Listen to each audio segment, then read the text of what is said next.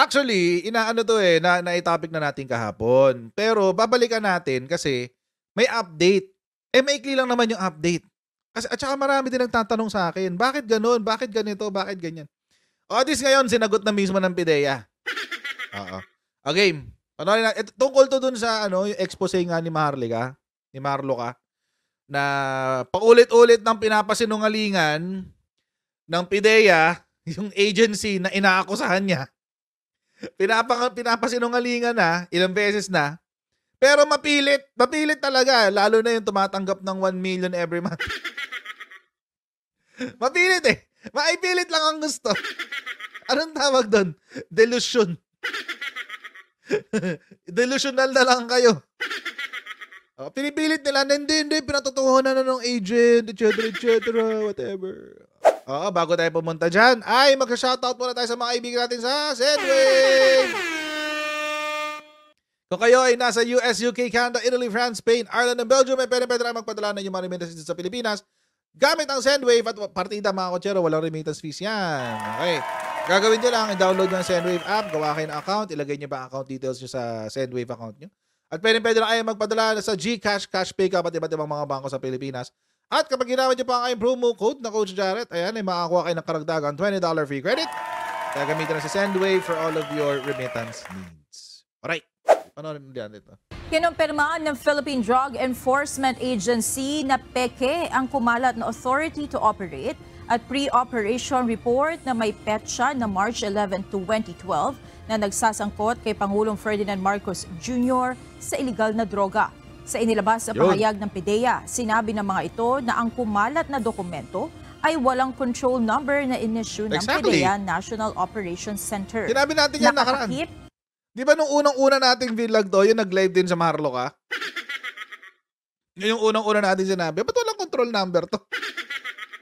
Ibig sabihin, hindi na-aprobahan. Walang nag-approve. Baka nga hindi pa dumaan sa approval process yan. Baka nga ano lang yan binigyan lang sila ng template ng authority to operate tsaka pre-operation report. Tapos sila na yung nagsulat ng kung ano-ano dun Pwede naman yun. Nangyayari yun. It's possible. Plausible. It's possible and plausible. Siyempre, alam niyo na propagandista, kailangan nila ng ganyan. Diba? It's as if wala silang... Maniniwala kayo na walang connection ang previous admin sa PIDEA? Under ng Office of the President ang PIDEA? I'm sure may contact sila sa loob. Para mapeke nila yan, I'm sure someone from the inside would give them a template of the pre-operation and authority to operate. It's all but logical. Diba? It makes sense. Ayun. Kaya nga spurious to spurious. Ayun. Tuloy natin. Dinanya ang item number sa may bahagi ng noted by kaya't hindi ito ma-verify. Bakante rin umano ang item number 6 at number 8 sa bahagi ng coordination made by at received by. At higit sa lahat, ang pangalan ng target individual ay wala sa listahan ng kanilang National Drug Information System o NDIS. Feeling ko ang ilulusot nila dyan. Siyempre, hindi nyo makikita yung pangalan ni Presidente dyan kasi Bongbong Marcos yung nakasulat. Ang totoong pangalan niya ay Ferdinand Romualdez Marcos Jr.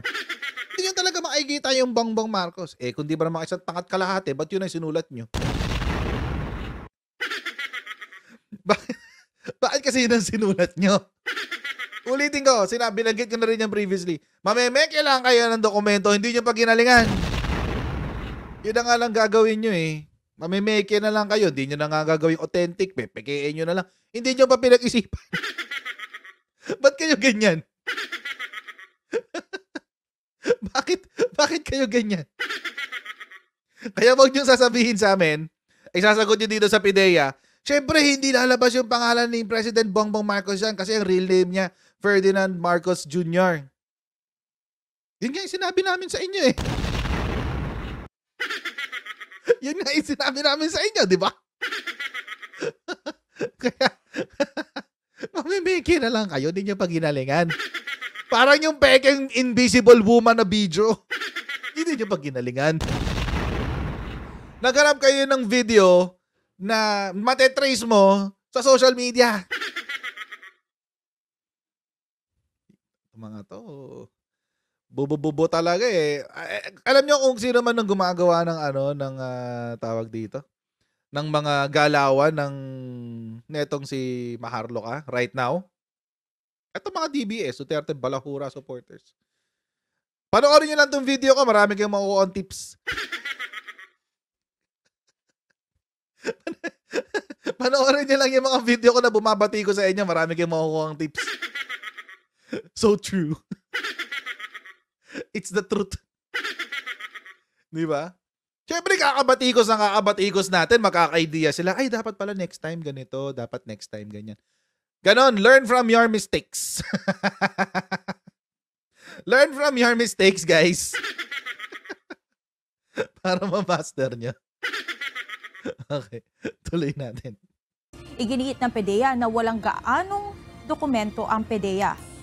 Kaugnay nito, pinag-aaralan na ng PDEA na sampahan ng kaso Yun! ang vlogger na Yun! si Maharlika na siyang naglabas ng naturang dokumento.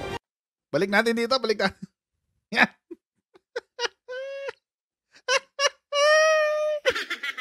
Jimmy Santos.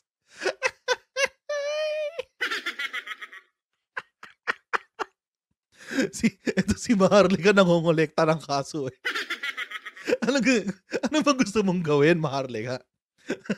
Maharlika, ano ba gusto mong gawin? Makompleto yung buong revised penal code. Ay, may warrant ako sa ganito, may warrant ako sa ganyan, may warrant ako sa ganito. Lahat yata ng krimen sa revised penal code gusto niya meron siyang kopya.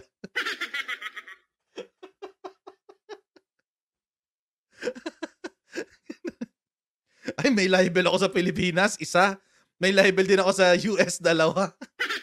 Parang kulang pa. Dagdagan natin.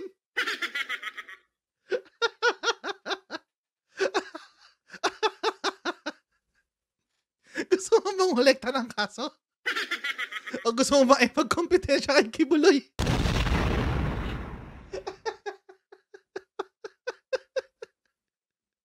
Diyos ko!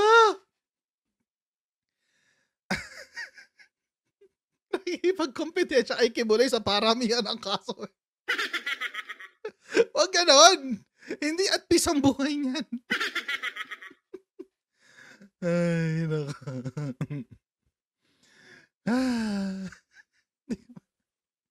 It's so weird. Di ba, bakit? Sino matinong tao maghahanap ng sakit sa ulo? Diyos ko. Alam niyo mga kotsero, feeling ko seryoso na guys. Tawanan si Marlo ka. Dumadami na nga kaso niya eh. Tawag dito. Anyway, ayun na nga, pinag-aaralan na nga ng PDEA yung mga legal steps na pwede nilang gawin. And of course, PDEA, dapat yung gawin yan.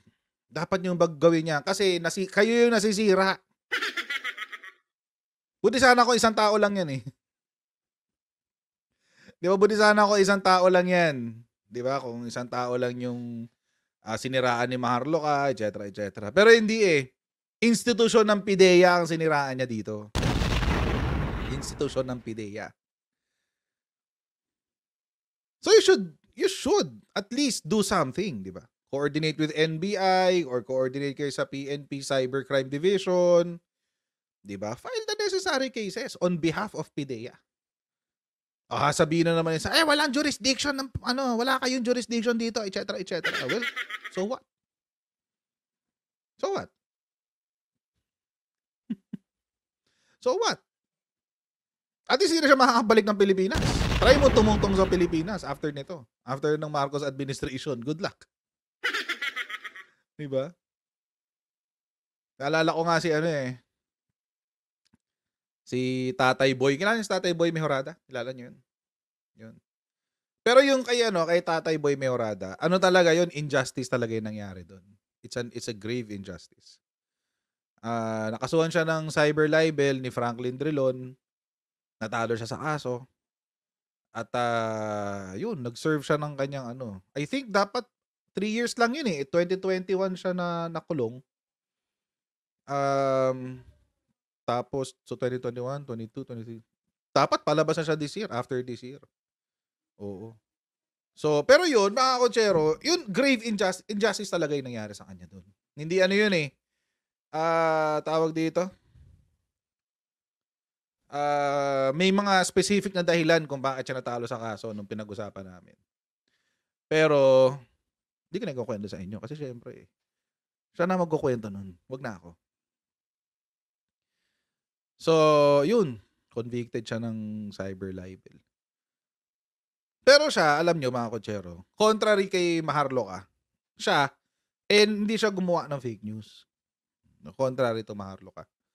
Tapos, ayun. So, good luck na lang pala kay Maharlika, no? In the next coming days. So, ano lang ang may ensure natin dito? Well, for sure, hindi na siya makakabalik ng Pilipinas. For sure. For sure yan. And, kapag tinry niyang bumalik ng Pilipinas at ang pangalan niya ay nasa, tawag dito, blacklist. Actually, hindi pa nga blacklist eh. Hotlist. May hotlist yan eh. Yung immigration watch list. Pag nandun yung pangalan niya, dahil nga meron siyang standing warrant, di ba yung warrant of arrest niya na saan ba to? Na i-file sa kanya ni Tunying? Yun. May ano yun, may tama yun. Pag bumalik siya ng Pilipinas, good luck. Hindi na siya makakapasok. Diyan na siya sa immigration. And I think I think naisip na niyan, calculated risk yung ginawa niya na yan. Calculated risk yan. So, I think nung nag-decide siya na gawin yung lahat ng libelous statements na yan, iniisip na niya, hindi na siya babalik ng Pilipinas. Kung hindi niya naisip yun, tanga siya. Wala siyang foresight, hindi niya naisip yun. But on a bigger scale, yun yung small scale. On a bigger scale, mga kotsero, I'm thinking, inisip ko lang naman, baka ang drama nila, ang drama ng mga Duterte Balahura supporters ngayon, ay itulad si Maharlika, doon nga, kay Julian Assange. Assange, di ba? Tama ba? Assange or Assange, whichever is correct. Yung nag-umpisa ng WikiLeaks. Yun. Ang crime naman niya is hacking yun eh. Cyber hacking yun eh. Saan ba to? Si Julian Assange. Cyber hacking yun. So hinak niya yung iba't ibang websites ng ng government. Kinuha niya yung mga files. Tapos inileak niya lahat sa isang website. Ang pangalan ng website na yun, WikiLeaks. Hanggang ngayon up pa rin yun. WikiLeaks. Try nyo, Google nyo, WikiLeaks. So, maraming impormasyon doon na tao dito. Nakuha itong si Assange. Ang diferensya naman nila kay Maharlika, si Assange, mga kotsero, legit yung documents niya. Legit yun. Kasi, ninakaw sa loob ng gobyerno yun eh. As in, ninakaw sa loob ng gobyerno. Hinak yung systems, dinownload yung files, tapos yun, kinalat. Which actually is kind of scary kasi recently, di ba, mayroong isang SSS yata yung nahack. DOST. Ayun, DOST. Yan, ito yung pinakabago. DOST. Yan, si DOST. Ano yun? Humihina boses ko. Kasi bumabaliw ako eh. Anyway. Ayun, DOST. Hinak yung nila, yung systems nila. Lahat ng application for patent, inventions, etc. Ayun, sabog. Dinownload 2 terabytes yun, guys. Ang dami nun. Maraming salamat sa inyong pagsuporta sa ating channel. Please don't forget to like, share, and subscribe. And I'll see all of you in our next Coach Jared Live, guys. Bye, everyone. See you next time. Bye!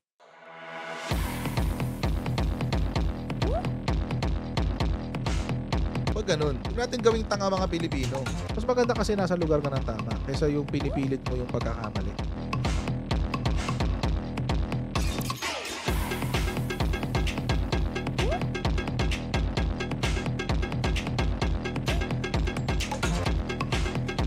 Are they willing to go that far? Hindi makakalimutan ng Pilipino yan hanggat di nasasagot niya. Sino ngayon nagsasabi ng totoo?